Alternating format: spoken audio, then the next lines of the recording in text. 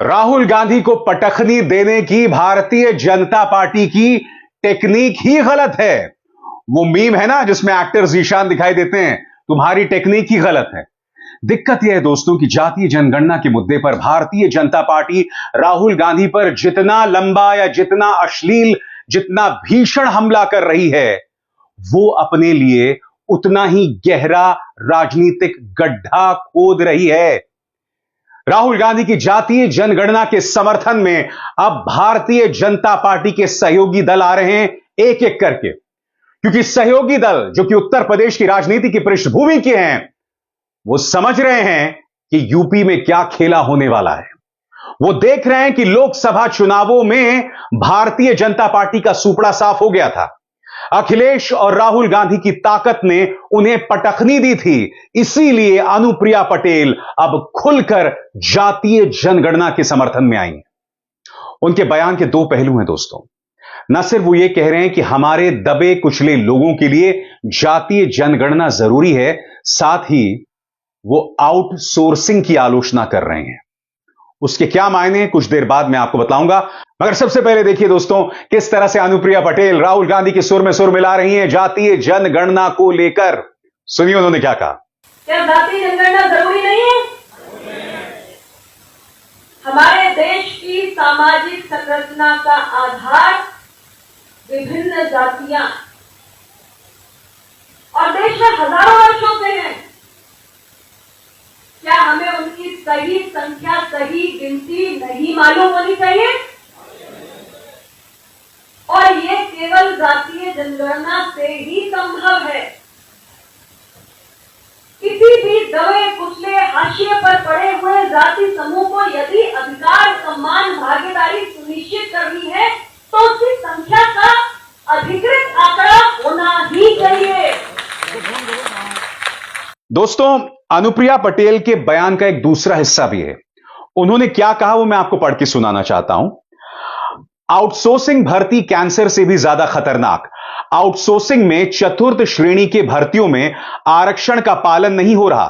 पहले दबे कुचले लोगों को नौकरी मिल जाती थी, लेकिन अब गुंजाइश खत्म हो रही है। अब समझिए कि अनुप्रिया पटेल आउटसोर्सिंग की बात क्यों कर रहे हैं। होता क्या है दोस्तों कि कई कॉन्ट्रैक्ट्स जो हैं सरकार आउटसोर्स कर देती है प्राइवेट ठेकेदारों को, और ये प्राइवेट ठेकेदार अपने ही कुछ लोगों को हायर करते हैं, उन्हें नौकरी पर रखते हैं जो उनकी जाति से हो सकते हैं। और इसीलिए अनुप्रिया पटेल आउटसोर्सिंग को कैंसर बता रही हैं। आउटसोर्सिंग की वजह से आरक्षण का पालन नहीं होता और बात यहां नहीं खत्म होती। आउटसोर्सिंग तो आप राज्य स्तर पर देख रहे हैं। केंद्र में एक और बड़ी चीज है जिसका नाम है लैटरल एंट्री। लैटरल एंट्री का मतलब क्या है दोस्तों? ये जो बड़े बड़े पद होते हैं, सेक्रेटरी के बड़े बड़े पद, उसमें बीजेपी सरकार एक अरसे से क्या कर रही है, एक्सपर्ट्स के नाम पर लोगों को ला रही है, जो हो सकते हैं कि आईएएस ऑफिसर ना हो, आईआरएस ऑफिसर ना हो, मगर अपनी फील्ड के एक्सपर्ट हों। इसमें हो क्या रहा है कि आरएसएस की पृष्ठभूमि के लोग या मोदी सरकार से जो इत्तेफाक रखते हैं, भाजपा के जो चाटुकार हैं, उन्हें बड़े बड़े पदों पर बिठाया जा रहा है। यहां पर भी मेरिट का ख्याल नहीं रखा जाता और आरक्षण का तो सवाल ही नहीं पैदा होता है। इसीलिए आज की तारीख में कई लोग लैटरल एंट्री और साथ ही आउटसोर्सिंग का विरोध कर रहे हैं, जिस तरह से अनुप्रिया पटेल ने आउटसोर्सिंग को एक कैंसर बताया। मैं आपको याद दिलाना चाहूंगा, आज से नहीं, लोकसभा चुनावों से भी पहले जब मध्य प्रदेश, राजस्थान, छत्तीसगढ़ के चुनाव हुए थे, तब से राहुल गांधी ने जातीय जनगणना का साथ नहीं छोड़ा है और वो लगातार ये मुद्दा उठाते रहे। सुनिए उन्होंने अपनी आवाज समय समय पर कैसे बुलंद की है। कांग्रेस पार्टी ने कास्ट सेंसस किया था, उसमें हिंदुस्तान में हर जाति के कितने लोग हैं वो डेटा हिंदुस्तान की सरकार के पास पड़ा हुआ है। नरेंद्र मोदी जी वो डेटा पब्लिक को नहीं दिखाना चाहते। हिंदुस्तान की सरकार की रीढ़ की हड्डी जो है secretaries of government of India, उसमें से सिर्फ 7% दलित, आदिवासी और ओबीसी वर्ग से आते हैं। हिंदुस्तान में ओबीसी कितने हैं, आदिवासी कितने हैं, मैं कह रहा हूं, कास्ट सेंसस, जाति जनगणना एक्सरे है। आदिवासी वर्ग को चोट लग रही है, ओबीसी वर्ग को चोट लग रही है, दलित वर्ग को चोट लग रही है, चलो पता लगा लेते हैं, एक्सरे कर लेते हैं, दूध का दूध, पानी का पानी हो जाएगा, साफ हो जाएगा पूरा। मैं नरेंद्र मोदी को चैलेंज दिया, मोदी जी आप प्रधानमंत्री हो, देश का एक्सरे करा दो। कांग्रेस पार्टी ने जाति जनगणना की थी, उसका जो डेटा है मध्य प्रदेश की जनता के सामने, ओबीसी युवाओं के सामने रख दो। भाजपा उनसे इस कदर चिढ़ गई थी, याद कीजिए कंगना रनावत, उन्होंने ये तस्वीर जारी की थी कि जिनको अपनी जाति का नहीं पता वो जाति जनगणना की बात करते हैं। उन्हीं के राज्य यानी हिमाचल से आते हैं माननीय गोली मारू ठाकुर। याद कीजिएगा वो शर्मनाक लम्हा जब अनुराग ठाकुर ने कहा था कि जिन्हें अपनी जाति का नहीं पता, जो अपनी जाति नहीं बताना चाहते, वो जातीय जनगणना की बात कर रहे हैं। इसको लेकर राहुल ने कहा था कि मुझे अनुराग ठाकुर की माफी नहीं चाहिए, मगर अखिलेश वो नाराज हुए थे। वो नजारा क्या था दोस्तों, आइए देखते हैं। ओबीसी की बात, जनगणना की बात बहुत की जाती है। माननीय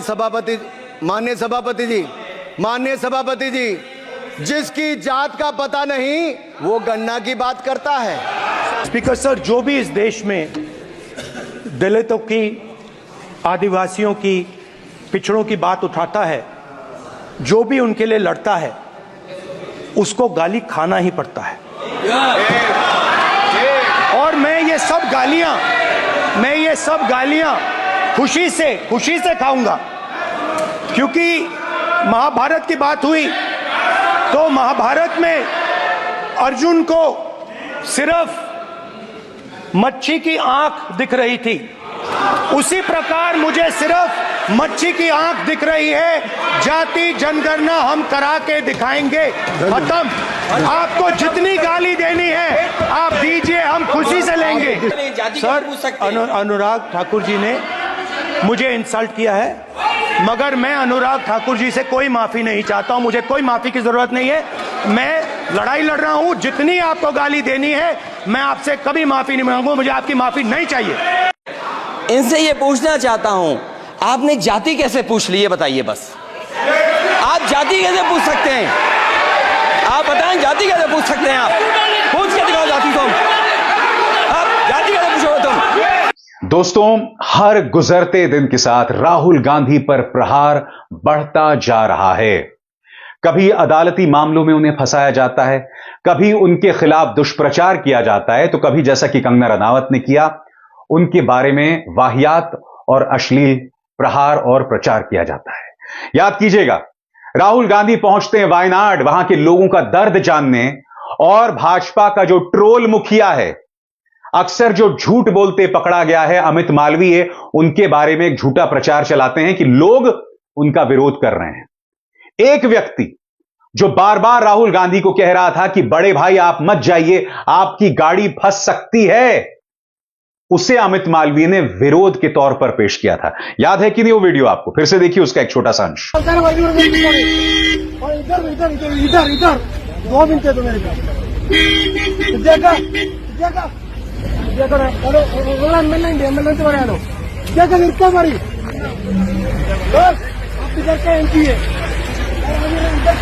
और फिर वो व्यक्ति सामने आता है कि मैं राहुल गांधी का समर्थक हूं। बेवजह मेरे उस वीडियो को गोदी मीडिया इस तरह से पेश कर रहा है मानो मैं राहुल का विरोध कर रहा हूं। उस व्यक्ति ने खुद सामने वो आया था और उसने कहा था कि मैं राहुल गांधी का समर्थक हूं। देखिए क्या हुआ था। Hi sir, morning.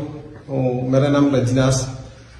पहले आप देखे ये लोग आपका इधर आया ना, सुजीपाल आप तुम्हें आया ना, इधर आया ना, वो टाइम आप देखे मेरे को, वो मालूम नहीं, मेरा नाम आपको मालूम नहीं, अभी मालूम है, वो वीडियो देखे ना, अभी मालूम है सर। वो मिसअंडरस्टैंडिंग है, वो चैनल, वो केरला का एक सोशल मीडिया चैनल है ना, वो फेक है।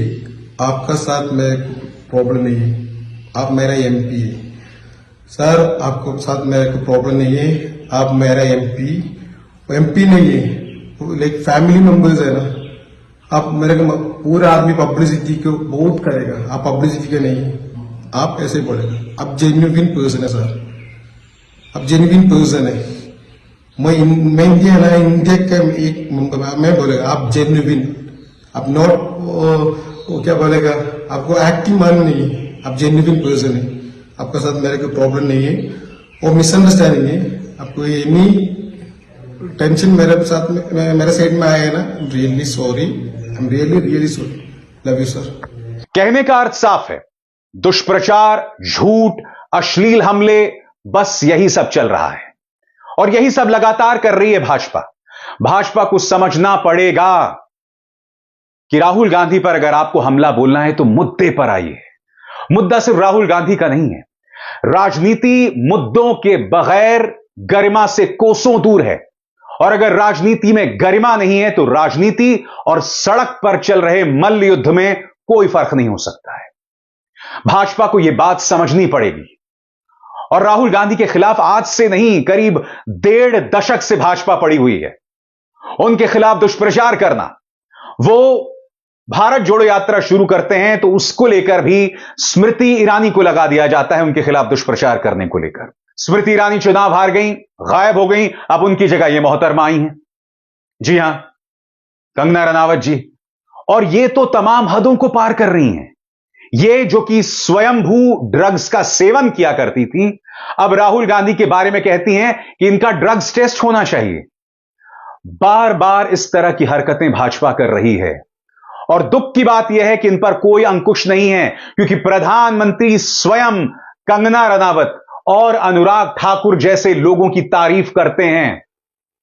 तो यह मत सोचिए कि यह सिर्फ भाजपा के 2 रुपल्ली ट्रोल्स का प्रचार है, नहीं, इसमें आशीर्वाद प्रधानमंत्री का भी मिल रहा है, जो अपने आप में कितना शर्मनाक है। दोस्तों, राजनीति में शुचिता होनी चाहिए, गरिमा होनी चाहिए, मगर भाजपा उसमें विश्वास नहीं करता।